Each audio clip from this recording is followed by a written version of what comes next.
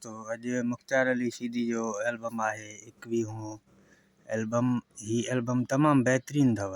हिन में गीत ॿुधंदव तव्हां पाण ई ॿुधाईंदव त वाक़ई यार ही एल्बम सुठो आहे, ज़बरदस्त आहे। एल्बम जो टाइटल जान ॾिनो अथऊं, तमामु सुठो।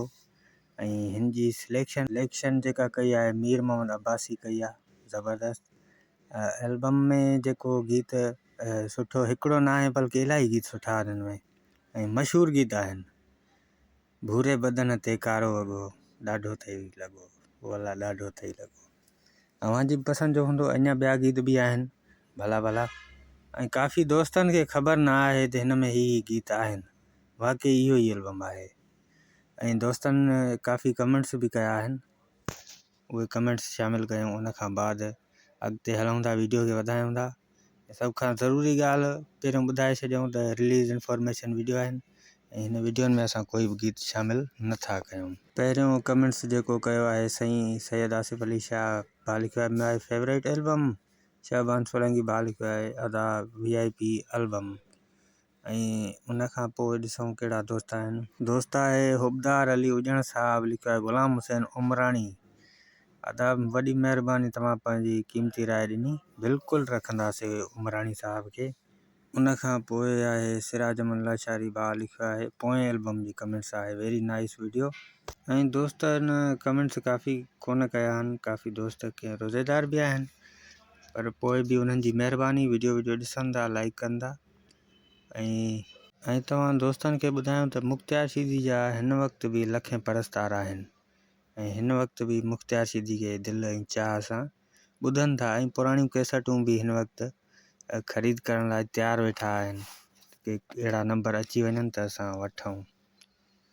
ही दौरु एॾो जल्दी हलियो वियो, जीअं ॼण ख़्वाबु हूंदो आहे ईअं हलियो वियो। हाणे काफ़ी दोस्त अहिड़ा परेशान आहिनि जेके ऑडियो कैसेट जे बारे में मतिलबु उन जे लाइ ॻोल्हा में लॻा पिया आहिनि।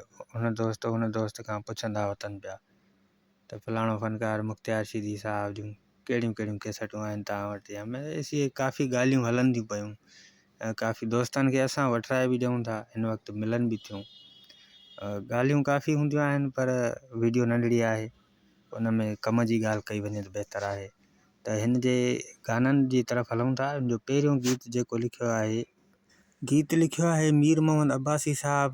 गीत जो बोल जेके आहिनि अव्हांजी पसंदि जो हूंदो गीत। जीअरा हुया मरी विया हूं नथी साल हली। ऐं उन खां पोइ आहे शाहनवाज़ शर जी शाइरी आहे, तमामु बहितरीनु।